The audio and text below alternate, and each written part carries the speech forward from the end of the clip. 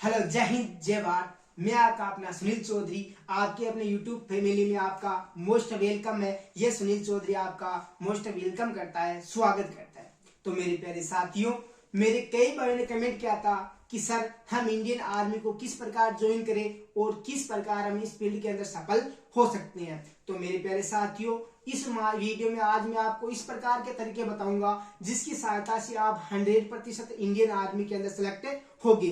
तो मेरे प्यारे साथियों, चलो एक अच्छी सी लाइन के साथ वीडियो को शुरू करते हैं कि निंदा नहीं चाहिए और एक भी आतंकी जिंदा नहीं चाहिए। जो एक फौजी होता है उसकी थिंकिंग क्या होती है, उसकी सोच क्या होती है कि हमें निंदा नहीं चाहिए, हमें नींद नहीं चाहिए, लेकिन सारा एक आतंकी है वो भी जिंदा नहीं चाहिए। जो हमारे देश के अंदर अलग अलग जो हमारे नागरिक रह रहे हैं उनको परेशान करते हैं, हमारे जो भारतीय सेना के जवान हैं उनको किसी भी प्रकार की परेशानी पहुंचाती है। तो ना तो हमें निंदा चाहिए और ना ही कोई साला कोई आतंकी है वो हमें जिंदा चाहिए। तो मैं आज बताऊंगा कि आप किस प्रकार इंडियन आर्मी को ज्वाइन कर सकते हैं, आपको किस प्रकार से प्रक्रिया के अकॉर्डिंग कार्य करना है और दिन की जो दिनचर्या होती है वो उसको किस प्रकार सेट करना है। तो मेरे प्यारे साथियों, जो इंडियन आर्मी की तैयारी करता है वो डेफिनेटली एक मिडिल फैमिली से बिलोंग करता है। उसका जो परिवार है वो एक सामान्य परिवार होगा। तो मेरे प्यारे साथियों, आपको क्या करना है, जो अपना डेडिकेशन है वो पढ़ाई के प्रति यदि आप अधिक समय नहीं दे रहे हो तो आप कम से कम यह मानकर चले कि यदि आपने 2 घंटे पढ़ाई कर ली दिन के अंदर तो मेरा आपसे वादा है कि आप इंडियन आर्मी को ज्वाइन करने में सफल होगी।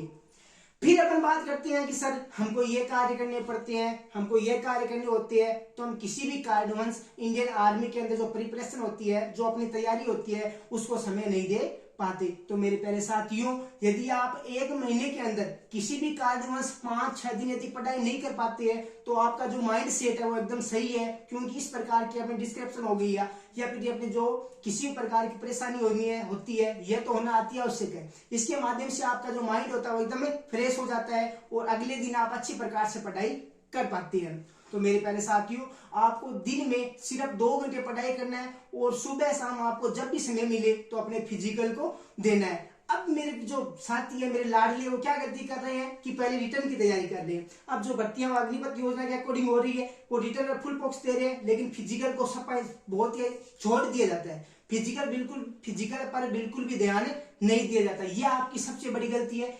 चाहे आप दोनों टाइम मत जाओ, लेकिन आप या तो मॉर्निंग को या इवनिंग को आप जरूर है वो रनिंग के लिए जाओ। चाहे इस दोनों में आप एक टाइम भी जा सकते हैं, और जो भाई दोनों समय जाता है सुबह और शाम को, हुआ तो बहुत ही अच्छा है। क्योंकि जब आप रिटर्न को क्वालिफाई कर देते हो लेकिन जब आप फिजिकल के अंदर डिस्क्वालीफाई होते हैं तो इस प्रकार के आपको बहुत ही आंतरिक चोट पहुंचती है और आप इंडियन आर्मी में जाने का सपना है वह आपका पूर्ण नहीं होता।